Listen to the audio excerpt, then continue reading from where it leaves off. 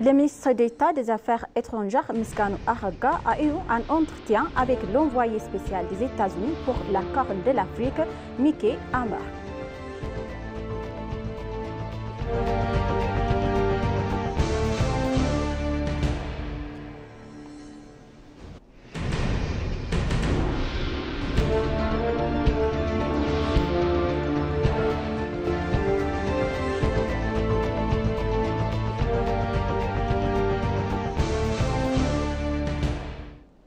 Bonjour chers téléspectateurs, bienvenue sur ABC, c'est notre journal d'aujourd'hui, du mercredi 14 mai 2024. C'est moi Samra Kodado, restez avec nous. Le vice-premier ministre Temesgen Tourouna a effectué une visite officielle en République d'Azerbaïdjan. À son arrivée en Azerbaïdjan, il a été chaleureusement accueilli par les autres responsables du gouvernement. Au cours de la visite, Temesgen Tourouna a rencontré Ulvi, président de l'Agence d'État pour les services publics et les innovations sociales auprès du président de la République d'Azerbaïdjan. À l'occasion, les deux responsables ont discuté de la fourniture d'un service rapide par des moyens numériques, ce qui rêve une grande importance pour l'Éthiopie afin de comparer l'expérience.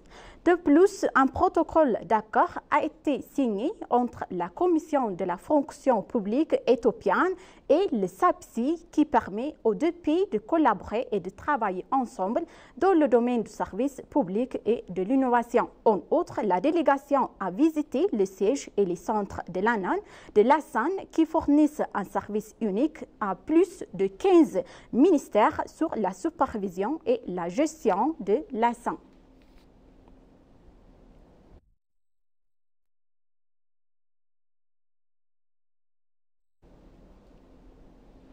Le ministre des Affaires étrangères, Taye Asselassie, a reçu dans son bureau le commissaire pour l'Afrique de l'Union africaine pour l'Afrique aux affaires politiques et à la paix, à la sécurité, l'ambassadeur Bankole Adoué. L'ambassadeur Taye a expliqué à l'époque que le gouvernement éthiopien est déterminé à mettre en œuvre l'accord de paix de Pretoria signé dans le cadre de l'Union africaine.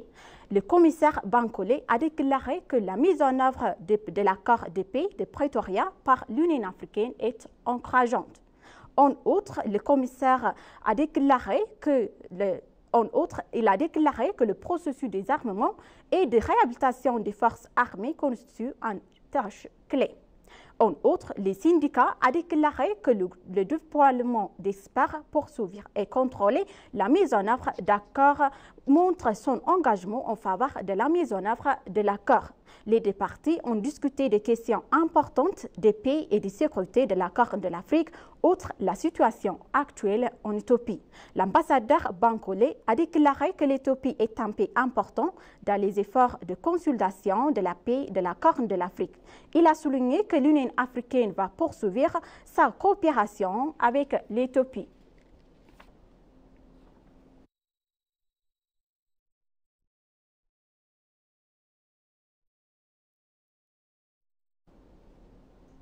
Le ministre d'État des Affaires étrangères, Miscanu Araga, a eu un entretien avec l'envoyé spécial des États-Unis pour l'Afrique de la Corne, l'ambassadeur Hakeem Mohamed.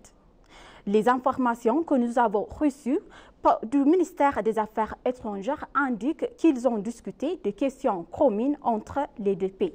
L'ambassadeur Miscanu a déclaré qu'il était nécessaire de prêter attention au développement ultérieur des relations entre les deux pays. Il a également été souligné au cours de la discussion que les deux parties ont besoin d'un soutien international pour le processus des armements et de réhabilitation de l'ex-militants et pour la mise en œuvre réussie de l'accord de paix de Pretoria.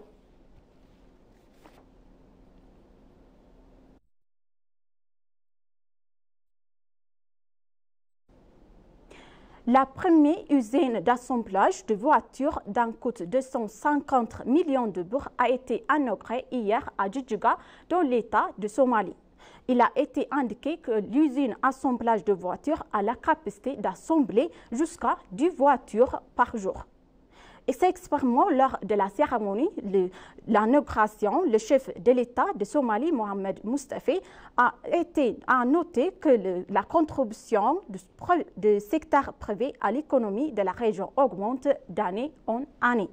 Mustafa Mohamed a expliqué que les activités d'investissement qui profitent l'Assemblée pour du pays seront renforcées grâce à l'utilisation de ressources naturelles de la région et de routes commerciales appropriées.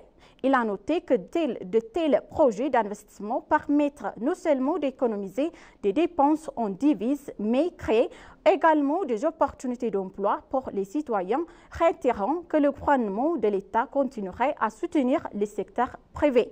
Le propriétaire de l'usine, Abdounir Hassan, a dévoilé que l'usine avait créé plus de 100 employés, annonçant des intentions de créer davantage de capacités de production et de larges opportunités d'emploi en réalisant de nombreux travaux d'agrandissement.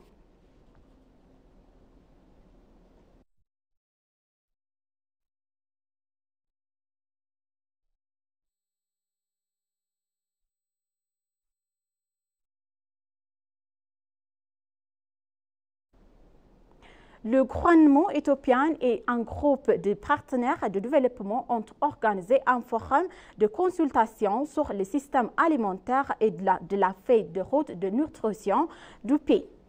Il a été déclaré que la feuille de route menée par le ministre de l'Agriculture, le ministre de la Santé, vise à changer le processus actuel de la cuisine et de la nourriture du pays. Cela a permis d'identifier 24 solutions organisées et 7 continuées. Il a été démontré qu'ils est soutenu par 6 partenaires importants. La feuille de route qui est censée servir de guide pratique pour les parties prenantes nationales devrait encourager les efforts vers une commune de système alimentaire et changement nutritionnel. Les partenaires de développement se sentent engagés à accroître leur soutien technique et financier. Ils ont également exprimé leur engagement à renforcer cette initiative de changement. Les informations que nous avons reçues du ministère indiquent que le gouvernement s'engage à impliquer les partenaires de développement dans tous les aspects de la feuille de route du système alimentaire et de la nutrition et à confirmer qu'il prendra en compte les commentaires soumis.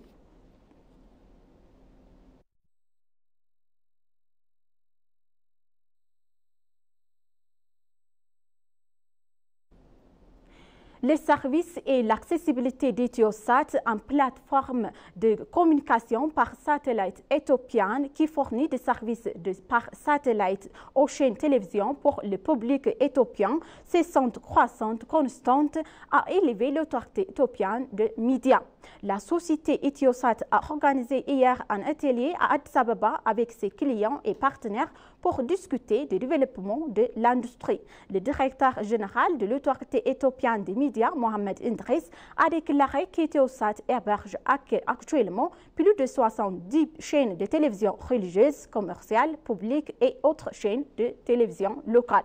L'accessibilité d'Euthiosat est actuellement élevée, ajoutant qu'il est nécessaire d'identifier les questions qui doivent être renforcées à l'avenir en évaluant les progrès réalisés jusqu'à présent. Il a été traité que l'autorité soutiendrait et coopérerait avec cet effort. Le directeur adjoint de l'Institut éthiopien des sciences spatiales et des géants spatiales, Bethelem Nuguse, a déclaré qu'Euthiosat avait contribué à réduire les coûts élevés du pays payés pour les fournisseurs de services par satellite étrangers.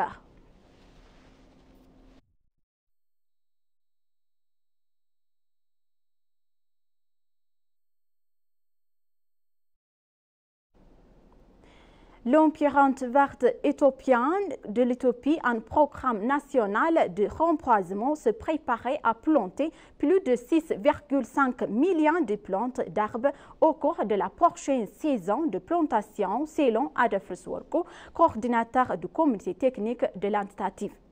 Adolphus a déclaré à l'ENA que le programme a déjà cartographié 504 000 hectares de terre sur les 1,8 million d'hectares où des efforts de conservation de sol et de l'eau ont été entrepris pour préparer les sites à la plantation.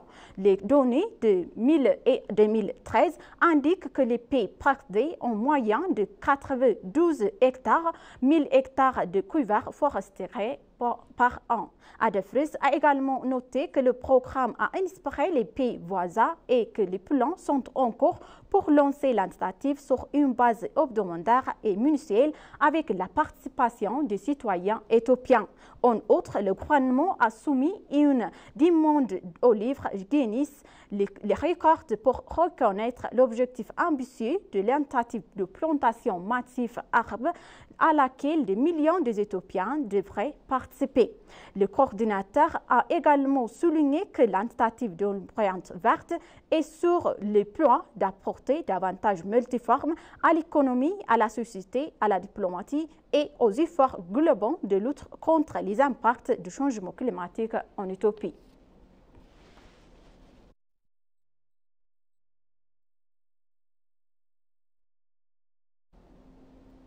Le Conseil national de chinois de textile a exprimé son désir de participer et d'explorer en profondeur au secteur textile en Éthiopie. Les autres dirigeants de la Commission éthiopienne des investissements et de la Société de développement des parcs industriels ont discuté avec la délégation du Conseil national du textile, la Chine, dirigée par le secrétaire général Zia Ling-mi. Le Conseil réalise divers travaux liés au secteur et une institution qui mène des recherches sur le développement et le statut du textile dans différents pays. Ce faisant, le Conseil a exprimé son désir d'explorer et de participer en Éthiopie, en particulier dans le secteur du textile et du tissu.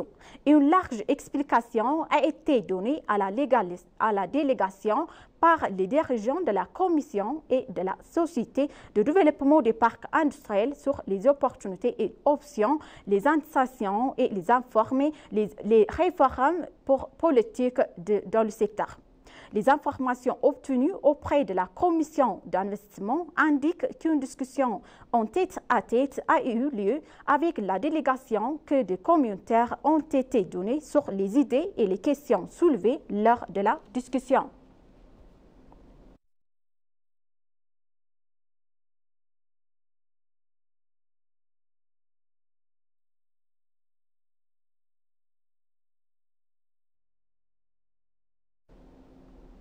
Chers téléspectateurs, maintenant, je vous rappelle les titres principaux. Le vice-premier ministre Temesgen Turuna a effectué une visite officielle en République d'Azerbaïdjan. Le ministre d'État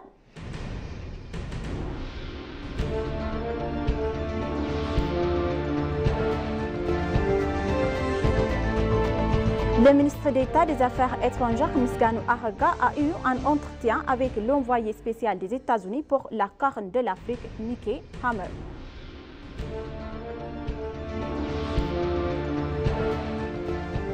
Chers téléspectateurs, c'est la fin de notre journal d'aujourd'hui. C'était moi, Samret Kodadao. Je vous souhaite une bonne journée.